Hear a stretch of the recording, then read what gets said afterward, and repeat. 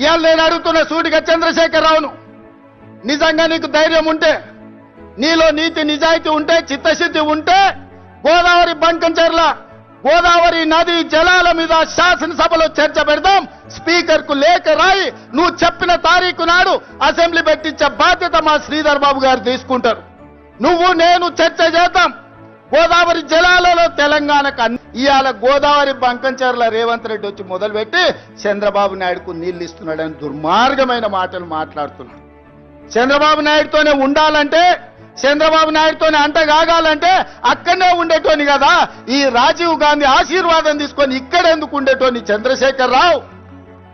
ఆనాడు సోనియమ్మ నమ్మించి కాళ్ళకు దండం పెట్టి కడుపులో తలకాయ పెట్టి నీతో చేరతాని అబద్ధాలు చెప్పి నట్టేట్లో ముంచి నడి బజార్లో మోసం చేసిన చరిత్ర నీదైతే తెలంగాణ ఇచ్చిన సోనియమ్మకు అండగా నిలబడాలి.